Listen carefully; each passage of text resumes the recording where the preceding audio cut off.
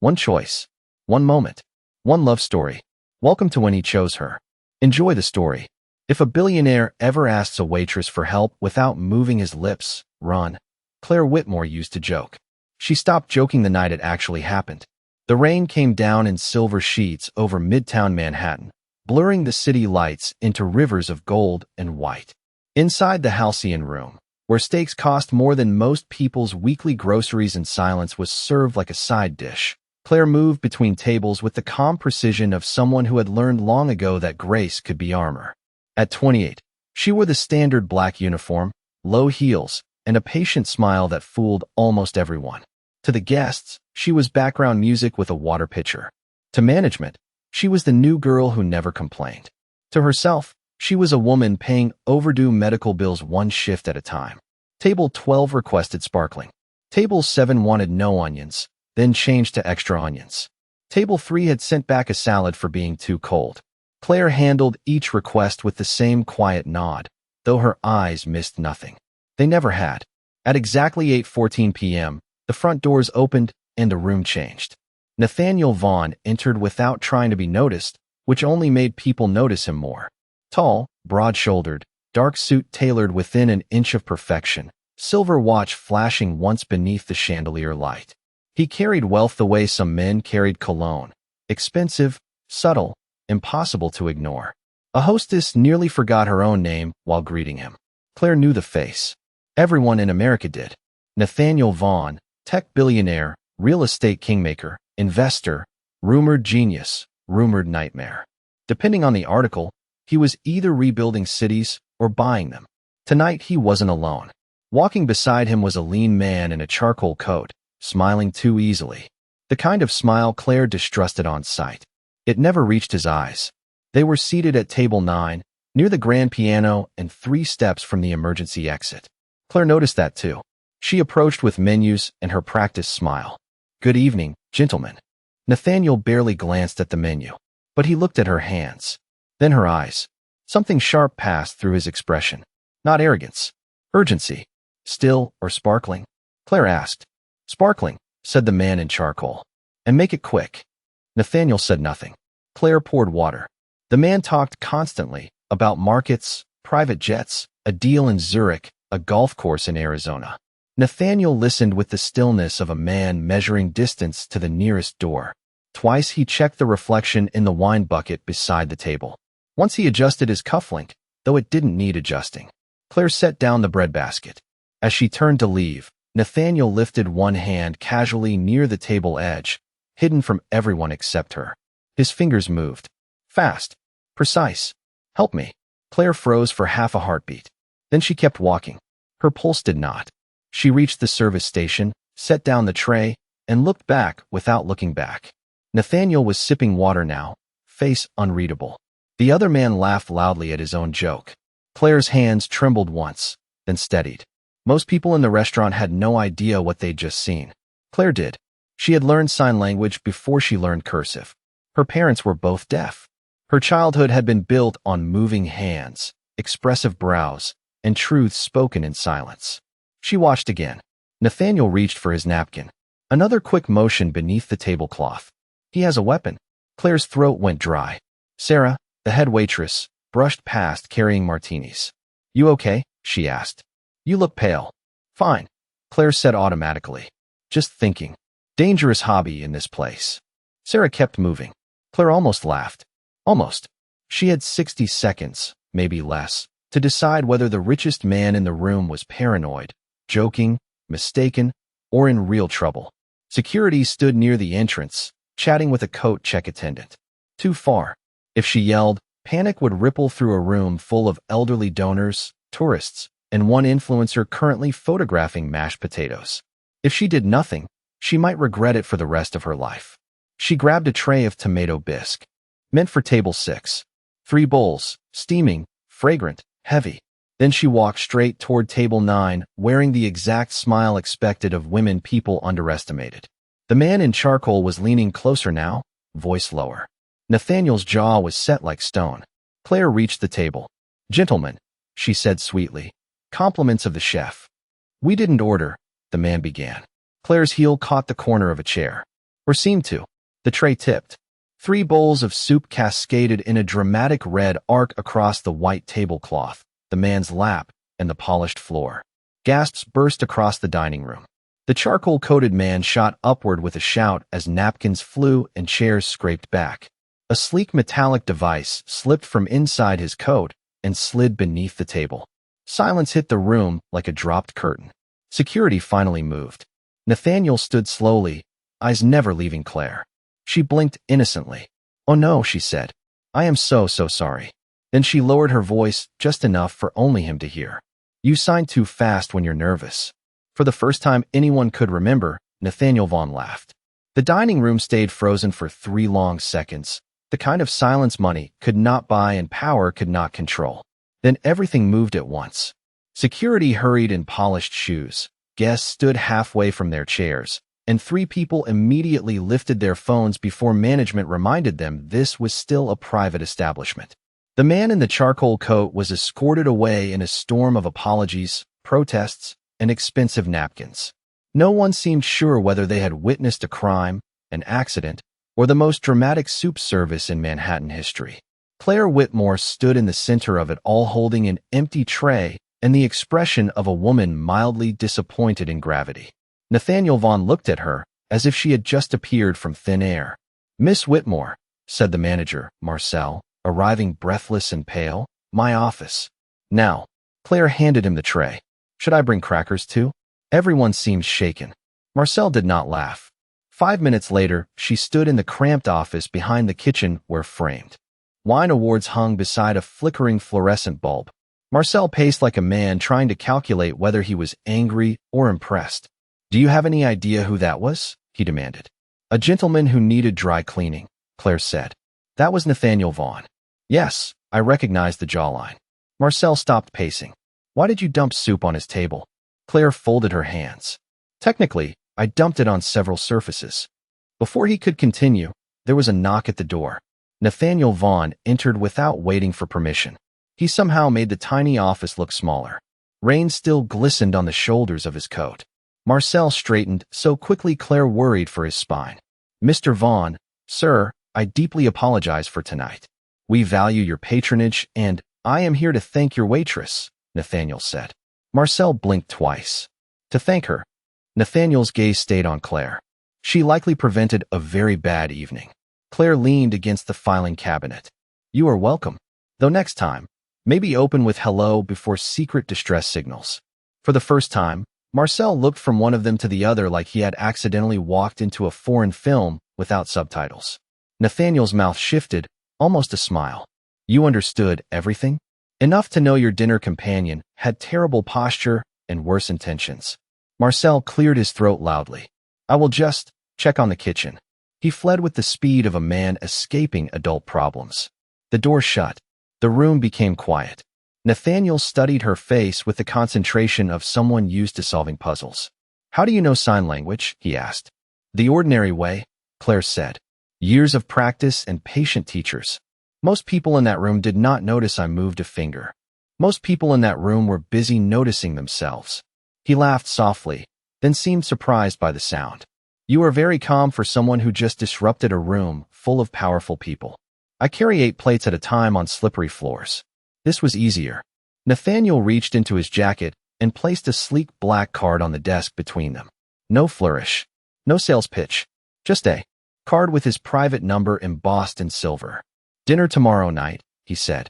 "As thanks." Claire glanced at it, but did not touch it. "You are asking out the woman who attacked you with tomato bisque." "I am asking out the woman who saved me with tomato bisque." "That is a narrow market. I prefer specialized investments." Claire crossed her arms. "I do not date customers. Even grateful ones. Especially grateful ones. They tip emotionally and expect interest." Nathaniel looked down once, then back up. "Then coffee?" "Still no." "Lunch?" "No. 10 minutes in a public park where no soup is available." Claire smiled despite herself. Do billionaires always negotiate like this? Only when losing. She picked up the card at last and turned it once between her fingers. "You are persistent. I am alive." That sounds dramatic. Tonight was dramatic. She slipped the card into her apron pocket. "I will think about it." Nathaniel nodded as if she had granted a treaty. Then he moved to the door, paused, and looked back. One more question. Dangerous hobby, Claire said.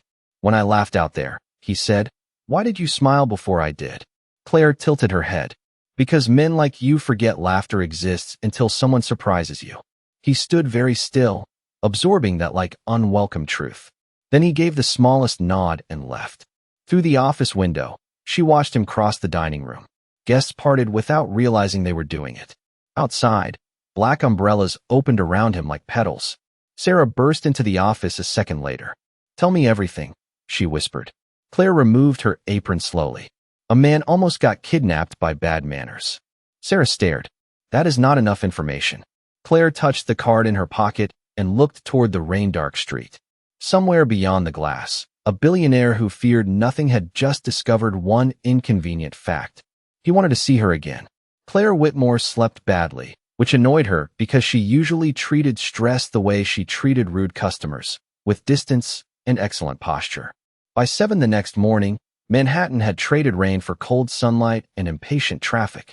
She stepped out of her apartment building carrying a canvas tote, a coffee she could not afford, and the private card of Nathaniel Vaughn she still had not decided to throw away. Her apartment was on the 4th floor of a brick walk-up in Queens where the radiator hissed like it held grudges. It was small, honest, and one late payment away from becoming someone else's. Claire liked it anyway. On the subway ride into Manhattan, she reread a text from the hospital billing office, then deleted it without answering.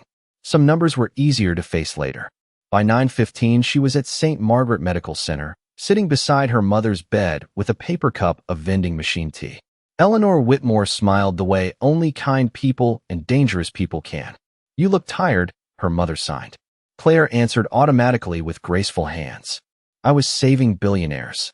Eleanor laughed soundlessly, shoulders shaking. Again, I am trying to cut back. Her mother's hearing had faded years ago. Claire's father had never heard a single word in his life. Their family language had always been hands, eyebrows, timing, and love stubborn enough to translate anything. Eleanor pointed to Claire's pocket. What is the card? Claire had forgotten it was visible. Nothing important. Her mother narrowed her eyes. That means a man. That means cardstock. Eleanor signed one word slowly, dramatically. Liar. Claire kissed her forehead and changed the subject, but not before slipping the card deeper into her coat. At 11, she was crossing Lexington Avenue when a black sedan rolled beside the curb and matched her pace. Claire did not stop. The rear window lowered halfway. Nathaniel Vaughn sat inside in a charcoal overcoat, reading something on a tablet like billionaires casually appeared from tinted glass every day. Good morning, he said. This is either charming or alarming, Claire replied, still walking. I have not decided. May I offer you a ride? No coffee. No, a 3-minute conversation conducted at a safe distance with witnesses present. She glanced around. A dog walker, 2 delivery cyclists, and a man yelling at a parking meter. Tempting crowd. The sedan kept pace. How did you find me? She asked. Nathaniel looked genuinely offended. I am resourceful, not creepy. Those categories overlap more than you think. He almost smiled. Your manager mentioned you visit the hospital every Tuesday. Claire stopped walking. The sedan stopped too. Her expression cooled by several degrees. You spoke to my manager? I asked if you were all right. That is wealthy man language for investigating. Nathaniel set the tablet aside. Then let me be plain. I wanted to know if you needed help. I do, Claire said. I need strangers to stop tracking my schedule. For a moment, the city noise seemed louder. Nathaniel took that hit without flinching. Fair. He opened the door and stepped onto the sidewalk. In daylight, he looked less mythic and more human. Tired around the eyes. Too controlled. The kind of man who scheduled emotions quarterly. I crossed a line, he said. I am not used to being told where lines are. That much is obvious. Then let me correct it. He reached into his coat and handed her a plain white envelope. She did not take it. What is that? An apology. Does it contain cash? Yes. Then it is not an apology. It is a transaction. A passing construction worker overheard and muttered. She got him there. Nathaniel ignored him with practiced excellence. Medical bills, he said quietly. No strings attached.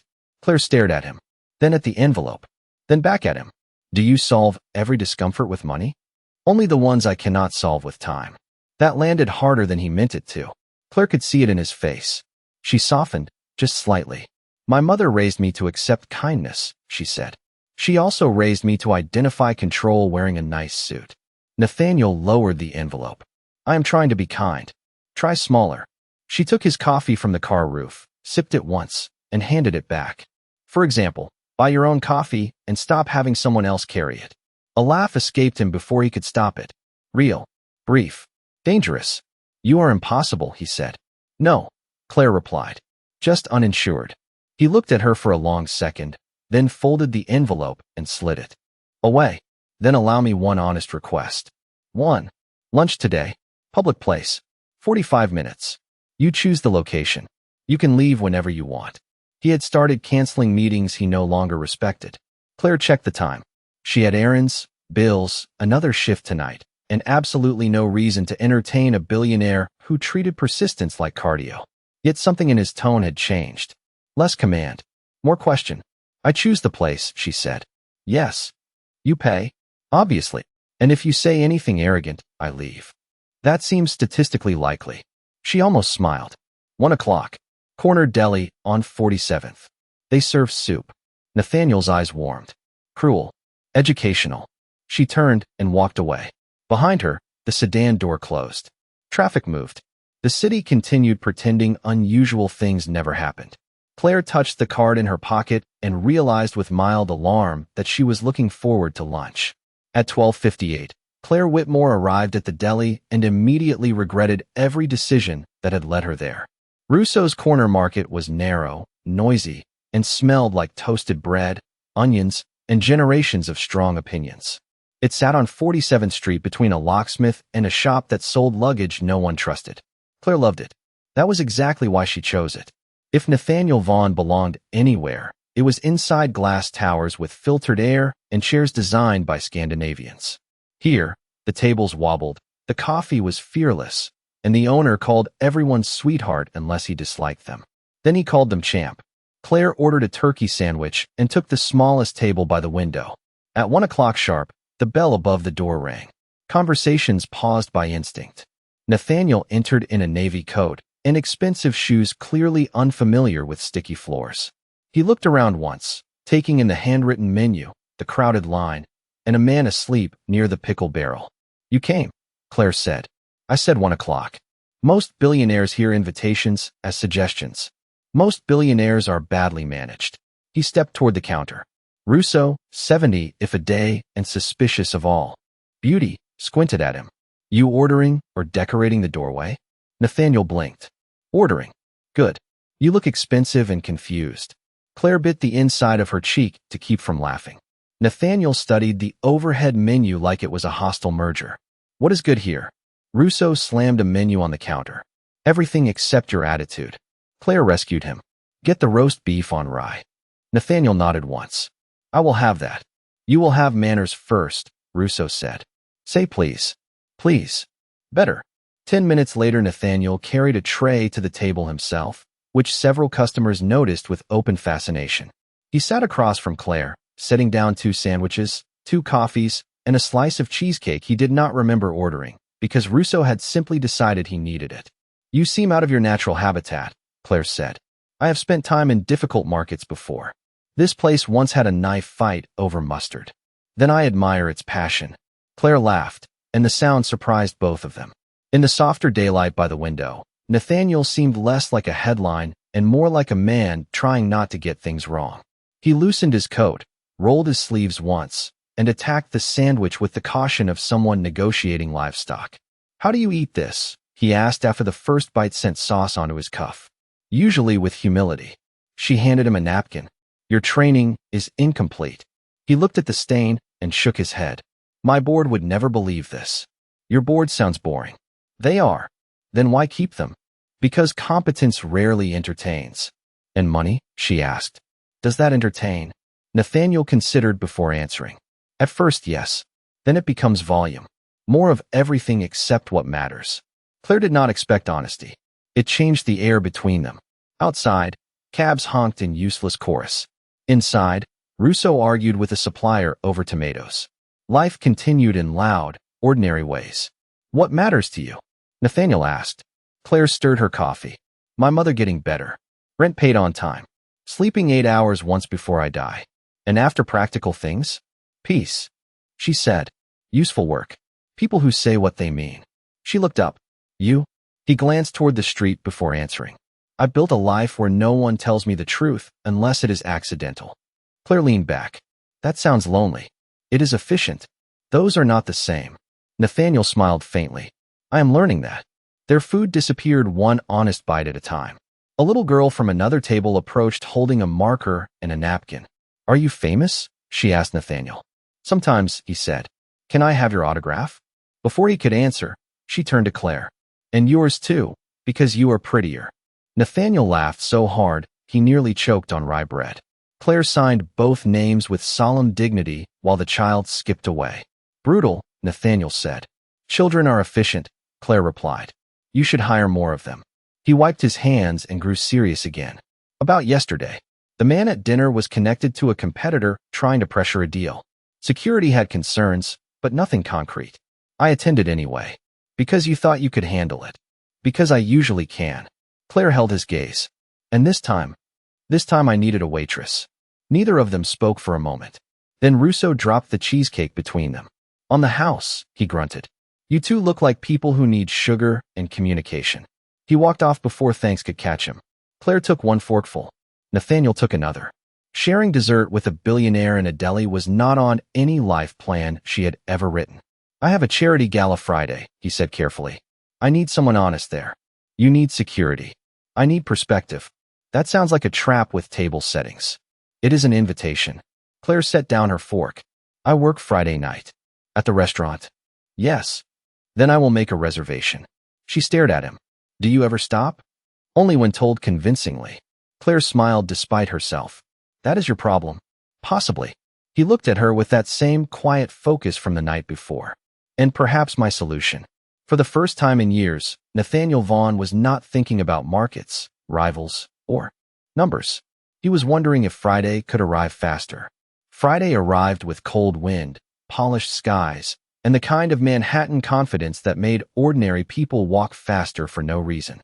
Claire Whitmore tied her apron at the halcyon room and told herself she had no interest in Nathaniel Vaughn's charity gala, his invitations, or the irritating fact that she had thought about both more than once. The restaurant glowed with amber light and quiet money. Crystal glasses lined the bar like obedient soldiers. A pianist played standards soft enough to flatter everyone in the room. Marcel was already stressed in 3 directions. Private event upstairs tomorrow, anniversary party tonight. Table 6 allergic to joy, he muttered while scanning reservations. Then he stopped. Oh no.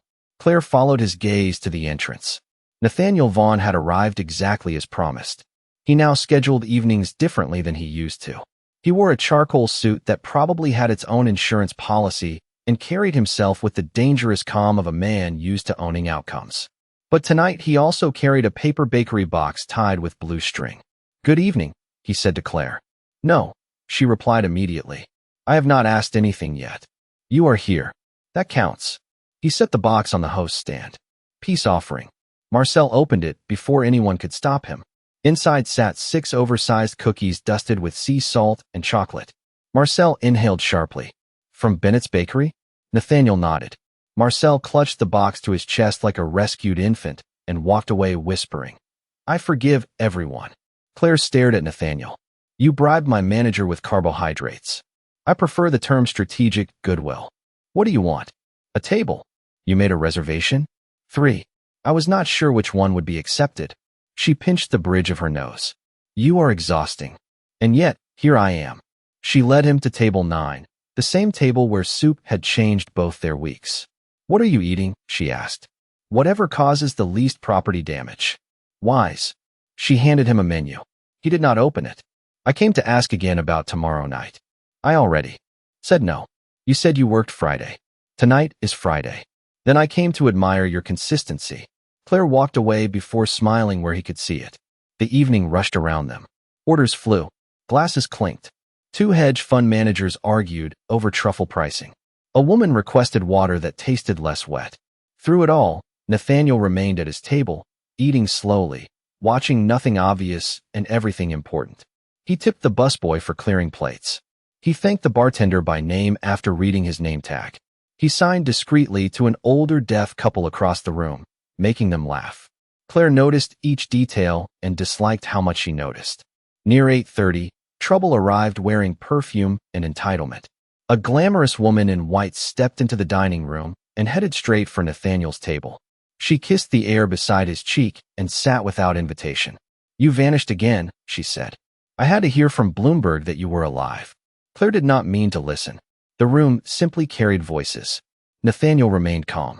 "Hello, Vanessa." "Do not hello me." Vanessa glanced around, then noticed Claire approaching with water. Her smile sharpened. Mystery solved. Claire set down the glass. "Still or sparkling?" "Disappearing," Vanessa said. Nathaniel's eyes cooled instantly. "That will be enough." Claire straightened. "Actually, she is seated in my section. I can disappoint two people at once." Nathaniel almost smiled. Vanessa did not. "I know exactly what this is," she said to Nathaniel. "You always chase novelty when you are bored." The room seemed to quiet by instinct. Claire should have left. Instead, she stood perfectly still. Nathaniel rose slowly from his chair. "What I chase," he said, voice even, "is honesty. That is why this conversation has reached its end." Vanessa laughed once, brittle and elegant. "You are choosing a waitress over me?" Claire answered before Nathaniel could. "No, ma'am. He is choosing manners over chaos. I just happen to be nearby." A man at the bar applauded softly before pretending to cough. Vanessa stared at them both, then stood. "You deserve each other. We have only had lunch." Claire said, "But thank you for your optimism." Vanessa left in a storm of expensive fragrance and wounded pride. The room slowly remembered how to breathe. Nathaniel sat again, rubbing one temple. "I owe you an apology." "For what?" Claire asked. "My life appears in your workplace uninvited." "That does sound inconvenient." "I meant what I said." He looked up at her. "About honesty." Something gentler lived in his expression now. Less polished. More real. Claire held his gaze longer than she intended. "Then here is some," she said quietly. "You use grand gestures because they are easier than simple ones." He did not defend himself. "And simple ones. Show up. Listen. Mean what you say when no one is watching." Nathaniel nodded slowly, as if receiving instructions in a language he wanted to learn. He reached into his pocket and placed 2 tickets on the table. Not gala invitations. Broadway tickets for Sunday matinee. Middle row. "No cameras," he said. "No speeches. No donors. Just a play." Claire looked at them, then at him. "You bought these before tonight?" "Yes." Confident. Hopeful. She tucked the tickets into her apron. "I have not said yes." "I know." "Good." She leaned closer, just enough to lower her voice. "And order dessert if you stay. You still owe this restaurant for emotional damages." For the first time all evening, Nathaniel Vaughn grinned like a man who had forgotten how until now. Sunday arrived bright and cold, the kind of New York afternoon that made the city look cleaner than it was. Claire Whitmore stood outside the Majestic Theater in a wool coat she had owned for 6 winters and checked the time twice, which annoyed her because punctuality had never made her nervous before. Crowds moved around her in scarves and polished shoes, carrying programs, coffee cups, and opinions. Broadway marquees glowed overhead like promises. She had almost not come. Then she remembered the look on Nathaniel Vaughn's face when he said hopeful instead of confident. That had felt rarer than wealth. At exactly 1:58, a black town car stopped at the curb. Claire rolled her eyes before the door even opened. Nathaniel stepped out alone, no driver. Visible now, wearing a dark pea coat and holding 2 pretzels the size of steering wheels. "I thought we agreed no grand gestures," she said. "These are carbohydrates," he replied. "They are humble." He handed her one. It was warm. "You came," he added. "I dislike wasting tickets." "That is not the reason." Claire tore a piece of pretzel. "No," she admitted. "It is not." They entered with the crowd. Inside, chandeliers glittered over red carpet and old gold trim. Ushers smiled with trained authority. Nathaniel offered Claire his arm. She ignored it and walked beside him anyway. Their seats were center row, close enough to see expressions, far enough to avoid being recruited into audience participation. "You planned well," she said. "I delegate well," he answered. "There is the billionaire." I was hiding him until intermission. The lights dimmed. Music rose. For 2 hours they laughed, leaned forward, and forgot to perform themselves. Claire noticed Nathaniel reacted most to quiet scenes, moments where characters said the truth too late. He never checked his phone once. At intermission, people flooded the lobby in elegant chaos. Nathaniel returned with sparkling water and a cookie the size of a hubcap. "You keep buying giant snacks," Claire said. "I was poor once," he replied lightly. She turned to him. "You were. Not poor, but not this." He gestured to velvet walls and chandeliers. "My father sold appliances. My mother balanced accounts at the kitchen table. We had enough until we did not." Claire heard no self-pity in it. Only fact. What changed? He trusted the wrong partner. Nathaniel looked at the crowd below. "We lost almost everything. I learned early that money leaves faster than dignity if you let it." Claire studied him differently now. "So you chased security. I chased never feeling helpless again. And did you catch it?" He smiled without humor. "I caught money." The second act began before she could answer. Afterward, they stepped back onto 44th Street where dusk had turned the city blue and gold. Steam rose from sidewalk grates. A saxophone player near the corner made traffic sound romantic by force. "Hungry?" Nathaniel asked. "Always." "Good. I made no reservation." Claire stopped walking dramatically. "Should I call a newspaper?" He laughed. "There is a diner 3 blocks away." "A diner? I am broadening my education."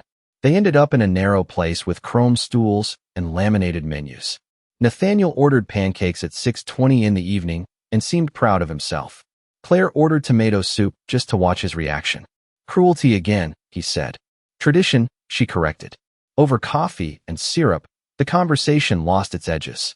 Claire told him about growing up with deaf parents in a small Pennsylvania town where everyone knew your business and improved it for sport. Nathaniel told her he had built his first company in a rented room over a laundromat with 2 computers and 1 functioning chair. "Which chair?" she asked. The intern got it. "Did you have interns?" "No, but I liked the title for myself." She laughed hard enough to attract glances. He watched her with the distracted wonder of a man who had purchased art his whole life and only now seen sunlight on a wall. Then his phone buzzed across the table. He looked once and set it face down. A second later it buzzed again. Then again. "You can answer," Claire said. "I can," he replied. He did not. "That seems medically difficult for you. My company will survive 40 minutes. And if it does not, then I will finally rest." She smiled, but something in her chest moved quietly. Men like Nathaniel were usually married to motion. Yet here he was, ignoring a kingdom for pancakes. When they stepped outside, snow had begun in delicate flakes, drifting through streetlight beams. The city softened under it. Claire pulled her coat tighter. Nathaniel removed his scarf and handed it to her. "No," she said. "Yes," he said. "You are cold. You are impossible." Repeatedly. She accepted it. It smelled faintly of cedar and winter. They walked toward the subway entrance. No cameras. No bodyguards. Just footsteps and falling snow. At the stairs, Claire turned to thank him and found him closer than expected, not touching, simply there. "Serious now." "Claire," he said quietly, "I do not know the correct pace for this." "For what?" "Whatever this is becoming." She looked at him for a long moment while snow gathered on his shoulders. "Good," she said. "Neither do I." Then she leaned forward and kissed his cheek, quick as a secret. Nathaniel Vaughn, who had negotiated billion-dollar deals without blinking, forgot every available language. On Monday morning, Nathaniel Vaughn made the mistake of smiling during a board meeting, and 12 executives immediately assumed layoffs were coming. The conference room on the 62nd floor overlooked Manhattan in clean lines of steel and glass. Screens glowed. Charts waited. Coffee steamed beside leather folders that cost more than Claire's monthly subway rides. Nathaniel entered 10 minutes late wearing the same expression he used for mergers, except today something lighter kept trying to escape it. "You are in a good mood," said Martin Hale, his chief financial officer, with suspicion usually reserved for tax audits. "I am in a punctual mood," Nathaniel replied, taking his seat. "We started 7 minutes ago," Martin said. "Then I am also forgiving." Around the table, glances were exchanged. Nathaniel never joked before noon. Sometimes never at all. They moved through acquisitions, projections, legal reviews. He answered sharply, efficiently, then caught himself checking his phone beneath the table like a teenager with secrets. No message. He set it down, picked it up again 2 minutes later. "Sir, Martin said carefully. Should we continue? Or are we competing with someone more interesting? Nathaniel looked up. Continue. But even he knew his focus had shifted. At 11:30, Claire Whitmore was balancing 3 plates at the halcyon room when Sarah blocked her path with theatrical urgency. Who is Daniel? Sarah whispered. There is no Daniel. Then why are flowers here addressed to Miss Claire Whitmore with a note signed D? Claire stared at the bouquet on the host's stand. White lilies, winter greenery, elegant, expensive, impossible. She opened the note. Thank you for teaching me the correct pace. Lunch if available. D was not subtle, but it was safer than in a room full of gossip. Marcel floated by, sniffed the arrangement, and said, If this man disappoints you, I will keep the flowers. Claire signed the delivery slip and tried not to smile. At 12:15, she texted one sentence. Lunch unavailable. Ego manageable after 6. Nathaniel read the message during a presentation on renewable assets and nearly approved a wind farm in Nevada out of joy. Move tomorrow's calls, he told his assistant. Clear 6 o'clock. You have dinner with Senator Pike, she reminded him. He can become self-sufficient for one evening. By 6:10, Claire stepped out of the restaurant into twilight and found no sedan waiting. Instead, Nathaniel stood beside a street cart buying 2 hot dogs from a vendor who clearly had no idea he was charging a billionaire $4. You are late, Claire said. By 10 minutes, Nathaniel answered. I wanted mustard. Scandalous. He handed her one wrapped in foil. No car, she asked. I dismissed it. No reservation? None. No assistant. Terrifying, I know. They walked south through Midtown with hot dogs in hand like 2 people who had never read their own biographies. Nathaniel listened while Claire described a customer who requested decaffeinated espresso with emotional warmth. Claire listened while Nathaniel explained that 3 grown men once argued for 40 minutes over the shade of blue on a company logo. What happened? She asked. We chose gray out of spite. They laughed all the way to Bryant Park. The ice rink glowed under string lights. Children skated with fearless imbalance. Office workers circled cautiously. Music drifted through cold air. Nathaniel stopped. Have you ever skated? Yes, Claire said. Poorly. You. Never. She stared at him. You have helicopters, but not skates. My childhood had priorities. 10 minutes later, they were laced into rental skates, standing at the rail. Claire pushed off gracefully enough. Nathaniel moved like expensive furniture, learning regret. This is unstable, he said. That is the ice. And my future. Claire laughed so hard she nearly fell herself. He made one determined glide, 2 uncertain ones, then reached for balance and accidentally caught her hand. Both went still. Around them, people moved in. Circles, children shouted, music swelled. Neither let go. You realize, Claire said softly. This is the most normal thing you have done in years. Holding your hand. Being bad at something in public. I can multitask. They skated one slow lap, then another. Nathaniel improved by inches. Claire improved by not noticing how warm his hand was despite the cold. Later they stood by the railing, drinking paper cups of cocoa. Snow threatened, but never committed. My mother asked about you, Claire said. Nathaniel nearly dropped the cup. What did you tell her? That you are stubborn, overdressed, and learning. That seems severe. She thought I was being generous. He smiled, then grew thoughtful. My mother would have liked you. Claire heard the past tense and said nothing. Some silences were respectful. Nathaniel looked out across the rink. She believed success meant being useful. I keep trying to redefine the word until it flatters me. Claire stepped closer. Then stop redefining it. He turned to her. And start. Showing up where it counts. Something in his face softened, almost unguarded. Then his phone rang. He ignored it. It rang again. 3rd time. Claire raised an eyebrow. Kingdom trouble? He checked the screen and frowned. Hospital. Claire's smile vanished. My mother? No. He said quickly, answering at last. He listened for 5 seconds, then his posture changed. The easy evening left his shoulders all at once. He ended the call slowly. What happened? Claire asked. Nathaniel looked at her with the calm expression people use when delivering difficult truths. My father collapsed at home 20 minutes ago. The drive downtown took 14 minutes and felt like an hour lived underwater. Nathaniel Vaughn sat beside Claire in the back of the sedan, phone in one hand, silence in the other. The city flashed by in ribbons of red brake lights and reflected snow. He had made 6 calls in 3 minutes. Each one calm, efficient, exact. Cardiologist alerted. Emergency team ready. Building security notified. Driver rerouted. Yet now that there was nothing left to organize, he stared out the window like a boy who had lost the map home. Claire had never seen him helpless before. It changed him more than wealth ever had. "Talk to me," she said quietly. "About what?" "Anything except the worst version in your head." He exhaled once.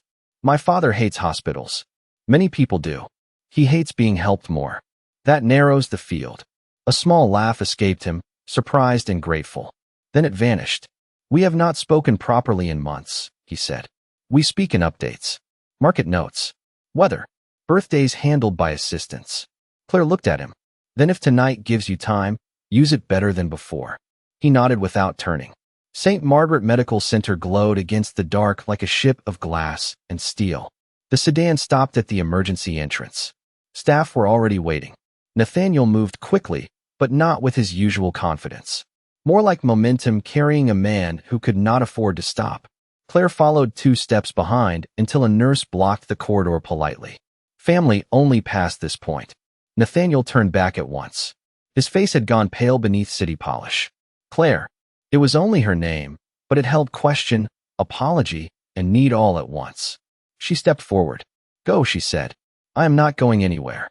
He hesitated, then disappeared through swinging doors. Waiting rooms reveal truth's expensive offices hide. The chairs were practical. The coffee was tragic. The television whispered news no one watched.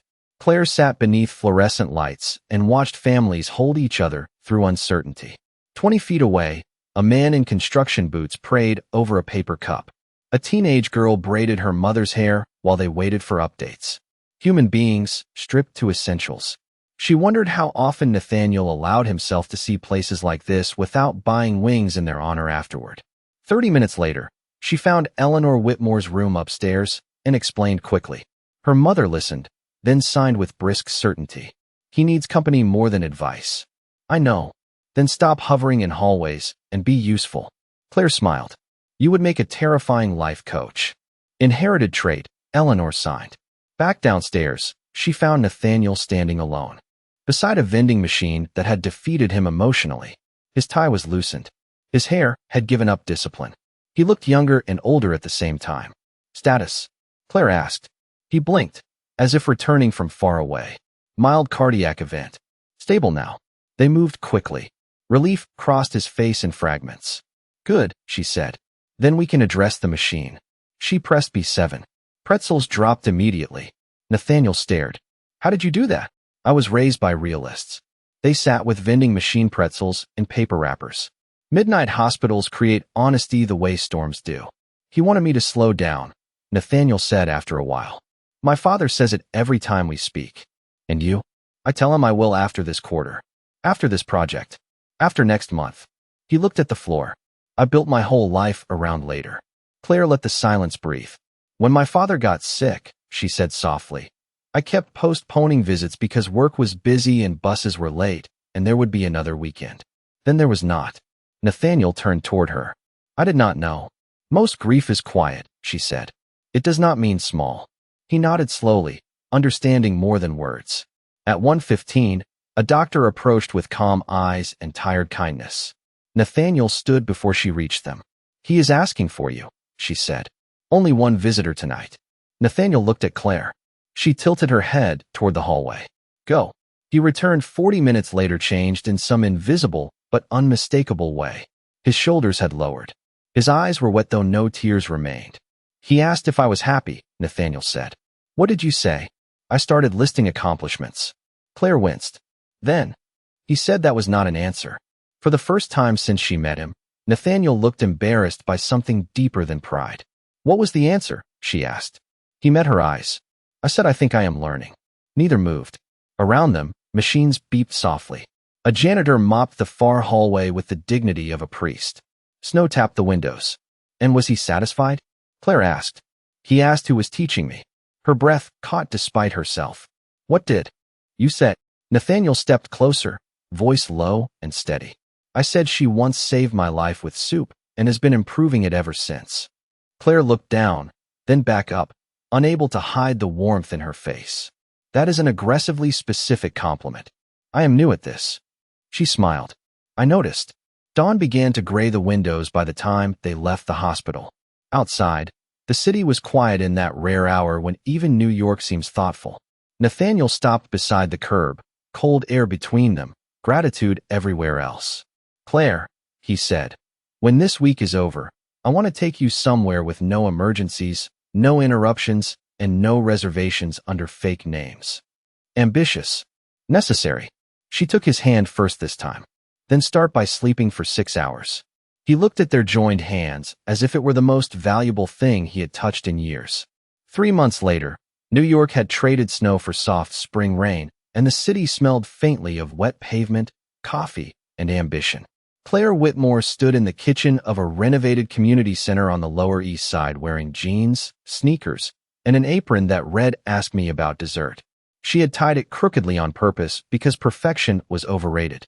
Around her, volunteers arranged folding chairs, stacked donation packets, and argued over balloons with the seriousness of diplomats.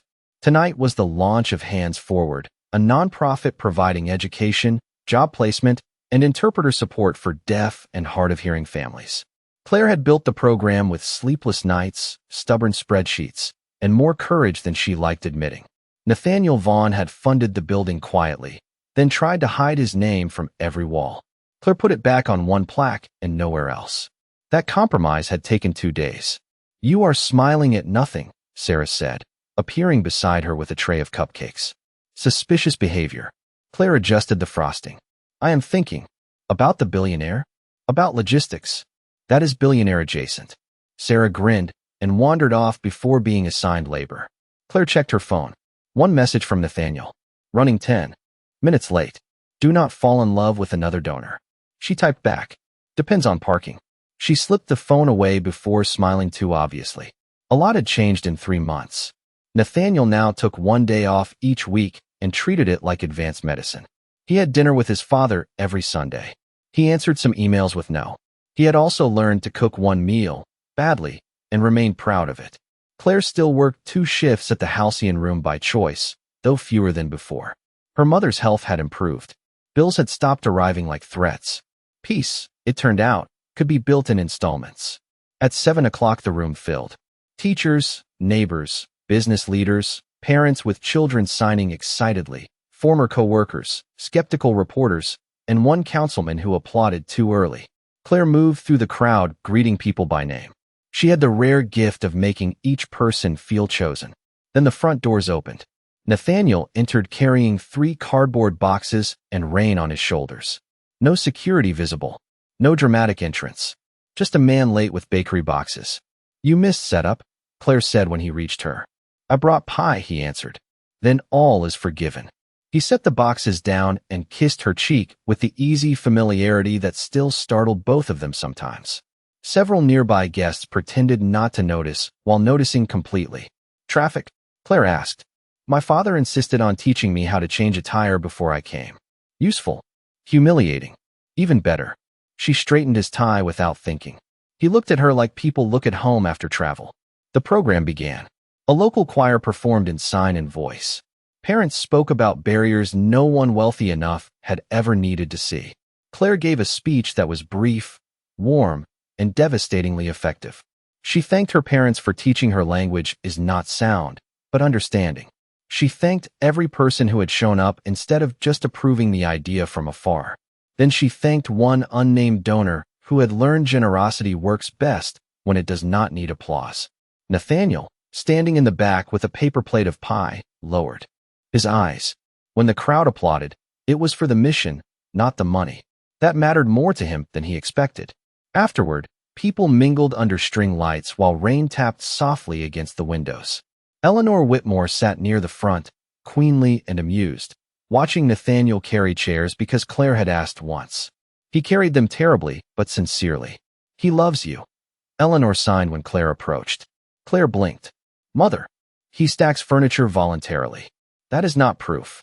It is excellent evidence. Later, as volunteers cleaned up, the room emptied into tired happiness. Claire found Nathaniel alone on the small rooftop terrace overlooking the city. Rain had stopped. Streets below shimmered gold. He stood with hands in pockets, jacket off, tie loosened, looking less like a billionaire than a man who had finally met his own life. You disappeared, Claire said. I was trying to think of something intelligent to say. Dangerous hobby. He smiled. Exactly. She stepped beside him. For a moment, they simply watched the skyline breathe. Then Nathaniel turned, suddenly serious. The night we met, I asked for help because I thought someone in that room had a weapon. Claire waited. I was wrong. He took her hand gently. The most dangerous thing there was the woman carrying soup. She laughed, then saw he was shaking slightly. Nathaniel Vaughn, who negotiated empires without blinking, looked nervous. He reached into his pocket and produced no velvet box, no photographers, no grand production. Just a simple ring and a face stripped of every performance. Claire Whitmore, he said quietly. You taught me that showing up matters more than arriving grandly, that honesty can be kind, and that love is not an interruption to work. It is the work. Marry me. The city seemed to hold still. Claire looked at the ring, then at him, then at the skyline as if consulting witnesses. You are still overdressed, she said. I can change. And stubborn. Deeply. And late tonight. By 10 minutes. She smiled through sudden tears. Good. I would hate perfection. Then she kissed him before answering, which felt more efficient. When she finally pulled back, she said the only word that mattered. Yes. Down below, traffic moved, lights changed, strangers hurried home. Above it all, two people stood in the soft night air, learning that the quietest moments often change everything. If this story touched your heart, please like this video, share it with someone who believes in unexpected love, and let us know where you are watching from. And please subscribe to When He Chose Her channel for more emotional stories of romance, kindness, and life-changing moments. Turn on notifications so you never miss the next unforgettable story. Your support means everything.